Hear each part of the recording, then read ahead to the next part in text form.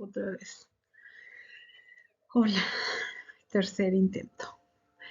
Felices vacaciones, espero que lleguen con muchas ganas. Este es mi tercer intento para grabar este videíto sobre las interacciones farmacológicas de los medicamentos que ustedes ya se saben. Entonces, ¿qué entendemos por interacción farmacológica? Es el proceso por el cual se produce una modificación del efecto de un fármaco o ocasionado por una sustancia que es administrada en forma simultánea al paciente, que pueden ser medicamentos o que pueden ser alimentos. ¿Qué interacciones podemos tener? Toxicidad, que se eleve el nivel sanguíneo o el nivel terapéutico a dosis mayores y haya toxicidad, o que se disminuya el efecto terapéutico del medicamento a lo que nosotros esperamos. ¿Cuál es la función del equipo colaborativo, del trabajo colaborativo de salud? Recordemos que el médico puede dar una indicación fabulosa del medicamento, pero a veces que se le olvida las interacciones con los alimentos o las interacciones entre los mismos medicamentos. Entonces, hay que pensar en eso. El farmacéutico puede ver la receta, ver que no tenga alergia, ver que no tenga hipertensión y dar la posología como se la dio, indicó el médico, y la enfermera pues inyectar o suministrar el medicamento de acuerdo a las indicaciones que dio el médico. Y yo como nutriólogo tengo que conocer la posibilidad de que haya interacciones y que los cambios dietéticos puedan influir en la absorción o en la efectividad del tratamiento que el médico indicó, que la enfermera suministra o que el farmacéutico dio la receta. Entonces, la responsabilidad específica es suministrar a todo el resto del equipo sanitario las pautas dietéticas recomendables en ese determinado caso, en cada caso que a ustedes les toque conocer. Como ya vemos, entonces los alimentos pueden modificar la acción de los medicamentos, ya sea en la farmacocinética o en la farmacodinamia. Y esto puede alterar la salud del paciente. ¿Cuáles son los factores que predisponen a esta aparición de interacciones farmacológicas? Los viejitos que tomamos mucho medicamento, que tomamos antihipertensivo, anticoagulante, metformina, esteroide, y luego lo combinamos como nos da la gana, no lo tomamos con leche o con jugo. Eso puede afectar el efecto terapéutico. Si yo tengo un paciente o veo un paciente que está en la terapia intensiva, niño o adulto, son personas que están muy lábiles y que cualquier cosa, si yo le doy agua o le doy líquidos claros o le doy dieta blanda, eso puede alterar la absorción de los medicamentos. Generalmente en terapia utilizan puro intravenoso o intramuscular, intravenoso más bien, y se supone que eso no tiene alteración, pero y no está comiendo, entonces, bueno, ¿qué interacción puede tener? La dieta poco variada, como los pacientes que utilizan licuados hiperproteicos y que nada más eso comen, y puede afectar la absorción de algunos fármacos cuando coman otra cosa distinta a ese licuado. El margen terapéutico del fármaco que se está dando, que no esté muy cercana a la dosis terapéutica, a la dosis tóxica. Si hay algo que haga que se absorba de más ese medicamento, pues voy a subirme el umbral y voy a hacer toxicidad al medicamento. Este tipo de interacciones farmacológicas ya los conocen, pero aquí para tener un resumen pequeñito, hay uno mencionado de radiaciones o con fenómenos físicos. Por ejemplo, si yo voy a la playa y uso limón o ácido cítrico y luego me asoleo sin lavarme las manos, voy a tener una fitodermatitis. O si me pongo un medicamento a nivel cutáneo y luego voy y me asoleo, pues puedo tener mancharme la piel. Les puse aquí un artículo que está muy bien y donde se ven imágenes de la fitodermatitis si lo quieren bajar. Puede haber incompatibilidad físico-química si el laboratorio al hacer la investigación de cada fármaco ve con cuál excipiente queda bien, que no se degrade, que no se precipite, que no se haga un amasijo, que no haya quelación de los elementos del medicamento, pero si yo combino un medicamento que no se sabe qué pasa con otro medicamento que tiene otro tipo de excipiente, o si yo lo diluyo en una cosa que no sea agua, a lo mejor eso no va a resultar adecuado, a lo mejor eso va a alterar la biodisponibilidad del medicamento. Puede haber interacciones farmacocinéticas porque hay variación en la concentración plasmática del fármaco en el sistema de absorción, distribución, excreción o metabolismo, de, debido a medicamentos, debido a alimentos o medicamentos con una afección, como cuál, por ejemplo, es muy frecuente la gripa o resfriado en el que el hipertenso se toma un XL3 o un Afrinex o no sé qué tantos medicamentos que van a producir hipertensión arterial o incrementar el problema de hipertensión. Las interacciones farmacodinámicas cuando ya el medicamento está en el cuerpo y a la hora de metabolizarlo se compite por otros medicamentos o alimentos o fármacos y hay un cambio en la potencia del medicamento administrado, ya sea que se potencie y se haga más fuerte o se antagonice. O sea, yo estoy tomando, por ejemplo, paracetamol y luego tomo ibuprofeno, pues son analgésicos los dos, ¿no? O me voy a tomar morfina y luego voy a tomar paracetamol, como para qué me tomo un paracetamol si ya estoy tomando morfina. Entonces hay que saber si se antagonizan o si se potencia el efecto de uno u otro. Aquí les puse una tablita que me gustó sobre interacciones importantes de medicamentos. Si la quieren bajar, pues bueno. Y si no, hay muchas que pueden consultar en diferentes libros o referencias. Las interacciones farmacocinéticas, por ejemplo, hablan de la variación de la concentración plasmática del fármaco a la hora que me tomo el medicamento, si es con o sin alimentos, si estoy afectando el pH gástrico o no. Me pasé, miren.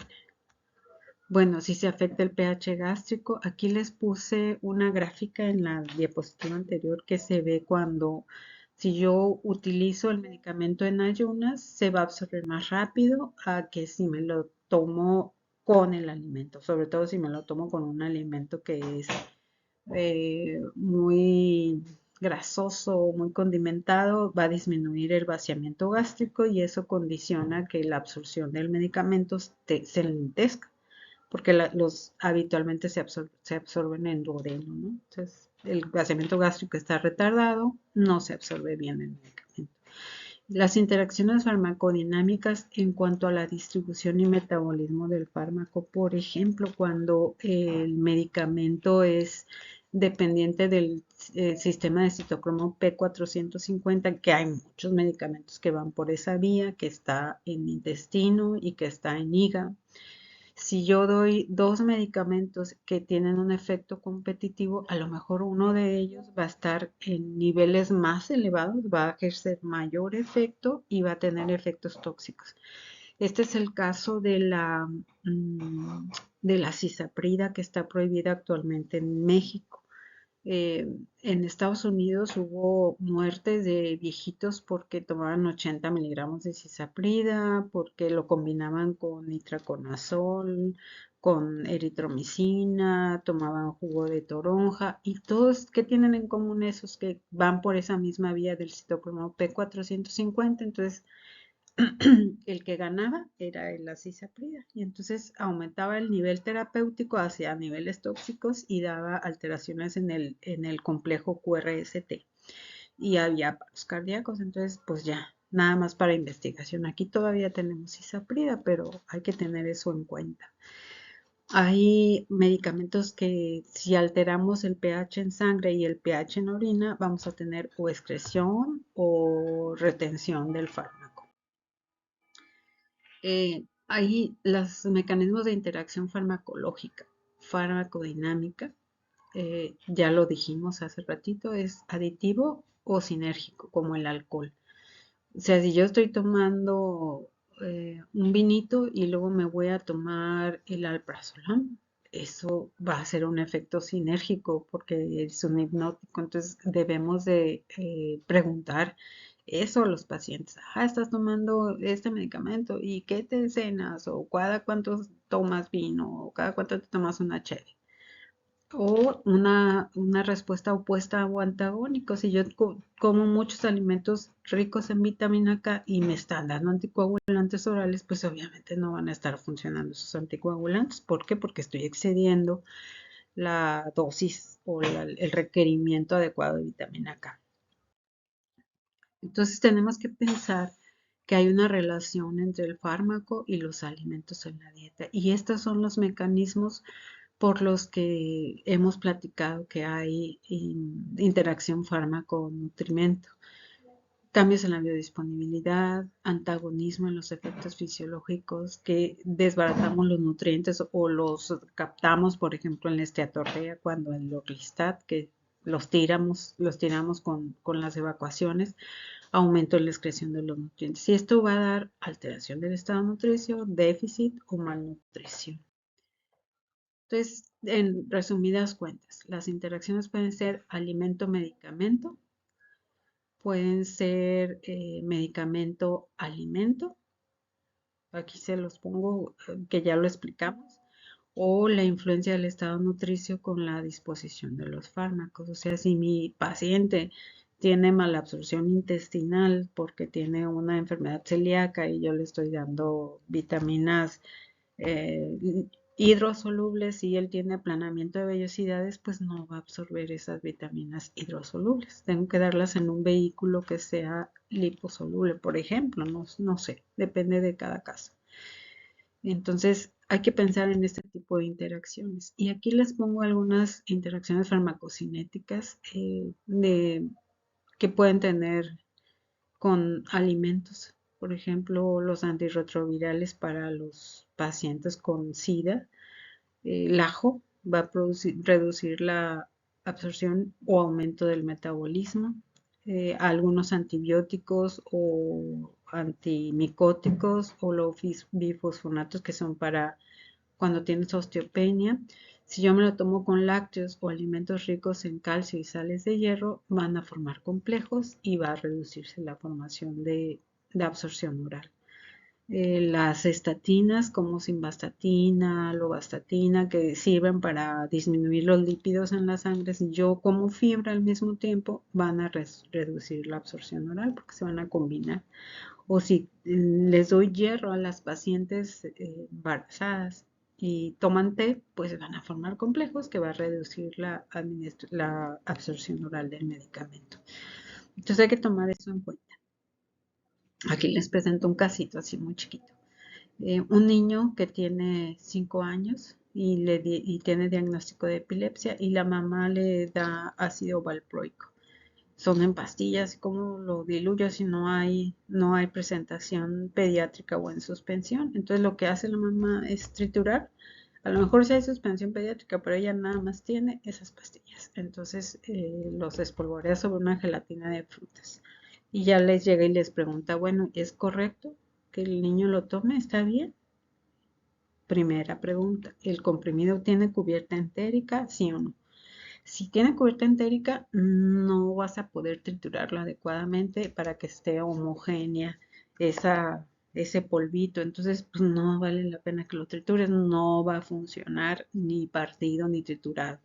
Entonces, si es con capa entérica, no triturar, no se puede. Hay que buscar otra opción. Ahora hay que investigar cuál es la estabilidad del ácido valproico en la gelatina o en un jugo de frutas, de qué es ese jugo, cuánto ácido cítrico tiene, cuánto azúcar o cuál es el componente de esa gelatina de frutas. ¿Es estable o no? Bueno, si no hay información, entonces, pues, y la mamá no tiene otra opción, bueno, pues en cuanto se lo ponga yo ahí, lo espolvoree el medicamento, se lo tiene que tomar inmediatamente, cosa que yo lo veo muy difícil porque a veces sabe muy amargo y el niño no se lo toma todo. Entonces se supone que si yo lo espolvoreo, debe de tomarse inmediatamente después de que lo preparo para evitar la incompatibilidad o inestabilidad del medicamento y que le dé el tratamiento suficiente, sino capaz de que no absorbe lo necesario.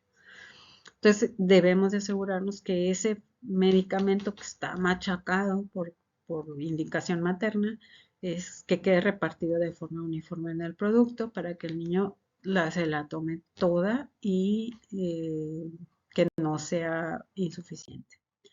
Otro caso, un paciente ya son 15 minutos, de 35 años con síndrome metabólico que toma metformina, un antiagregante plaquetario, simvastatina, para reducir los niveles de colesterol. Y se queja de dolor en una pierna, como calambres, y cree que está relacionado al exceso de ejercicio en el gimnasio. Cuando lo interrogan ustedes, él dice que toma sus medicamentos con un vasote de jugo de toronja, porque pues tiene que bajar de peso. Entonces, si revisamos los efectos adversos de la simvastatina, de las estatinas, dice que una reacción adversa grave es que puede producir miopatía, o sea, dolor muscular. Si hay dolor muscular y yo tengo una determinación de creatina CPK en sangre, se cambia el tratamiento y no hay mayor trascendencia, pero si el paciente sigue tomando ese medicamento y tiene CPK y yo no se lo diagnostiqué o no lo tomé en cuenta como un efecto adverso, puede generar a una rhabdomiolisis y una falla renal severa. Y otro aspecto es que el jugo de toronja inhibe el citocromo y da lugar a efectos que se presentan en la absorción de enterocitos y a nivel hepático. Entonces, tanto los flavonoides como las furano-cumarinas tienen relación con este efecto que está produciendo la simvastatina. Entonces, a lo mejor hay que avisar o hay que quitar el jugo de toronja y avisarle al médico o al paciente le tiene que avisar a su médico que tiene esas molestias para que se lo cambie. Aquí les pongo una tablita de los medicamentos que tienen interacción con el jugo de toronja. Revísenlos, ya se lo saben. Y vean que solo un vaso de 200 mililitros es capaz de producir un efecto inhibitorio cercano al máximo, que tiene efectos acumulativos y que si yo me lo tomo hoy puedo tener efectos hasta 2 días después, o si me como una toronja a diario, pues a lo mejor todos los días me va a hacer efecto. Y aquí también les pongo que ya se lo saben, los medicamentos, los alimentos que pueden acidificar o alcalinizar la orina y que pueden afectar el metabolismo o la excreción de los mismos por vía urinaria. Entonces hay que estar al pendiente de eso. Y aquí ya lo dejo porque ya son 18 minutos. Espero que podamos platicar en aula. Nos vemos pronto.